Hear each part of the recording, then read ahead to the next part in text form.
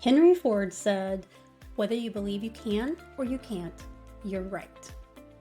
Now, there are some limitations to this phrase, but there's also a lot of truth in it. In this episode, we're going to explore how you can use this principle in a neurodivergent friendly way to help your teen or young adult learn and grow. Hi, I'm Crystal Wagner. I'm a life and parenting coach, and I'm a late diagnosed autistic ADHD mom with two neurodivergent daughters. And I help moms as they are launching their neurodivergent teens into adulthood to do so with confidence and grace. So the truth in what Henry Ford was saying is that our thoughts influence our beliefs and our beliefs influence our actions. To some extent, they become a self-fulfilling prophecy.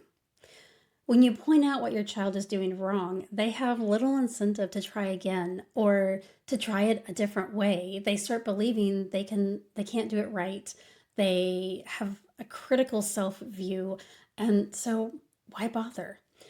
But when we look for what they are doing well, we can help them to develop that into a strength that they might even be able to compensate for some of the areas where they are weaker. When we begin with the perspective that they can do this, we are coming in and telling them, you are capable of this.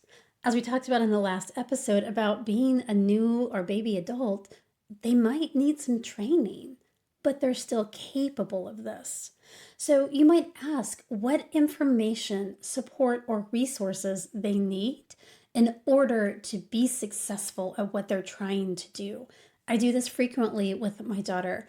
She will be telling me the things that she has coming up that she needs to get done, and I will say, okay, what do you need to do to create that atmosphere that you can do it? Do you need to set some alarms?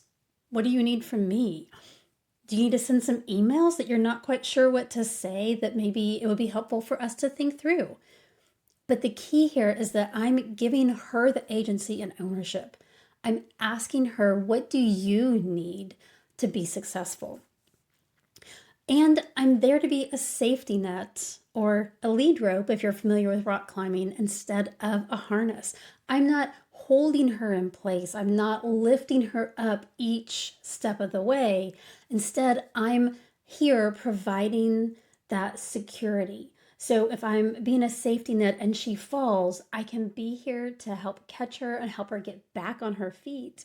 Or if we want to think about the climbing analogy and a lead rope allows you to be securely attached to the rocks.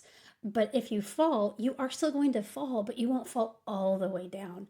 So I'm providing some support, but I'm allowing her enough room to make her own mistakes. This is hard. This is really hard to sit back, watch your child making choices that you're pretty sure are not going to go well for them.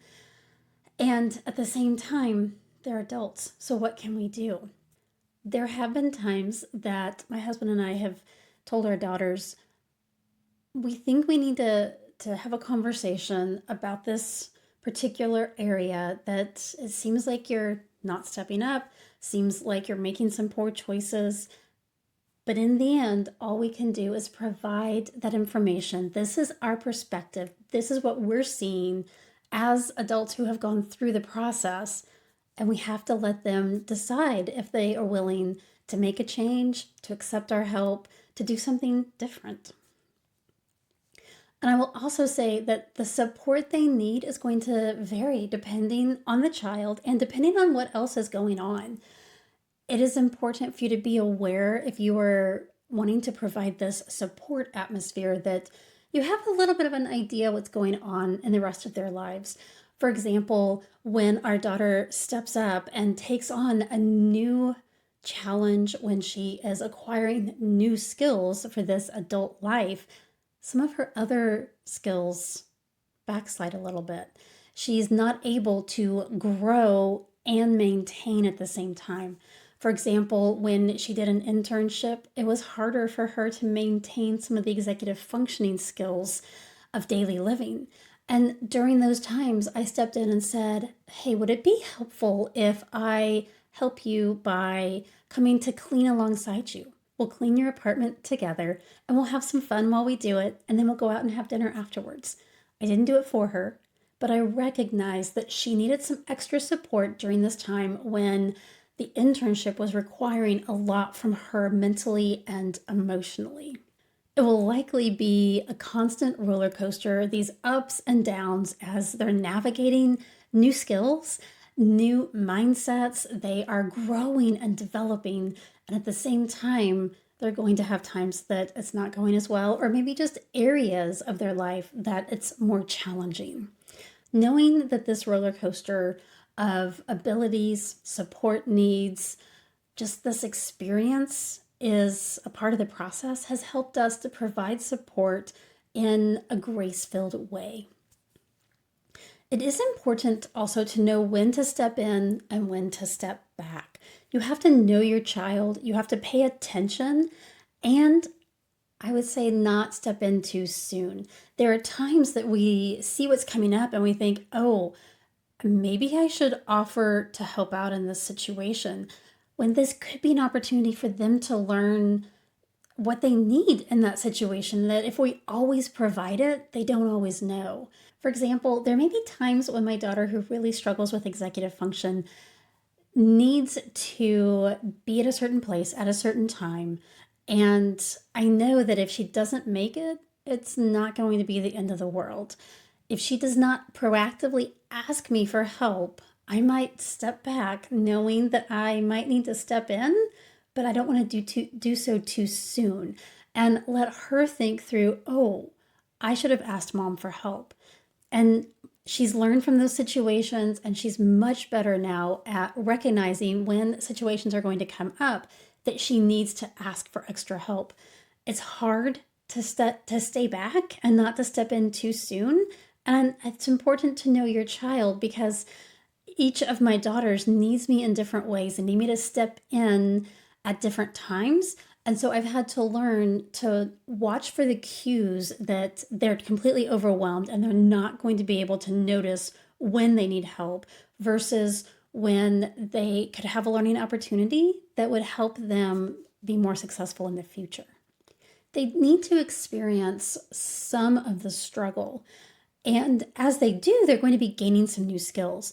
But it's also important that we wean them off of our help as they gain new skills, or as their situation stabilizes. When they're in a place that they are doing well, things are rolling along, I notice there are times when it feels like the support that I'm providing isn't needed. This is something that you learn as you kind of go. It's a little bit of a dance to figure out what they need and when they need it. But when I recognize, I think we're past the critical point, I'll have a conversation with them and say, hey, I think it's time for me to step back a little bit. How would you like that to look? And sometimes they say, oh, you know what? I don't need that support at all right now. And so we just stop cold turkey. And then there are other times that we wean off of it. I might call a little later to check in instead of checking in as soon as I would have.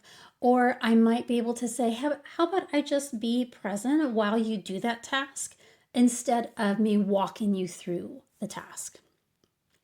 The key there is that I've asked them to take ownership. What do you need? And as we move into the next stage of this, it's also important that we're okay if they say they don't want help. They may not be used to you offering the help. They may be in a stage where they want to try it on their own and they don't want the help.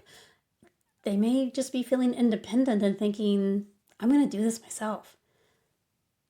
They are adults. We have to respect that. And I will add the caveat that there have been times, as I said before, that my husband and I would step in and say, we're really concerned about what we're seeing, and tell them the concerns, maybe offer a few suggestions. But at the end of the day, we still have to, as I use the term, bring it with open hands and say, I'm presenting this to you. What do you want to do with it? I hope you're taking away from today that this is a continuum, and just would ask you to consider, what is the situation in which your teen or young adult is struggling today? What is a way that you can celebrate and acknowledge the hard work that they're putting in? What's going well in the situation? And then maybe consider asking how you could help them feel more confident or capable. What support would they like to have from you? And then assume the best. Assume they can do it while providing a safety net from the distance that they need you to be. As a reminder, one of those areas that we might need to provide extra support sometimes is through the interview process. And I've created a resource along with a friend who's a career and college counselor, and it helps you know what to expect from the interview process and specifically how you can help your team to shine through the interviews while allowing them to take ownership of the process. I'll leave a link in the show notes so that you can download that if that would be helpful. As always, would you please subscribe and leave a rating and review if you're listening on your favorite podcast app, or leave a thumbs up, maybe a comment if you're watching on YouTube. Thanks for listening, and I'll see you next time.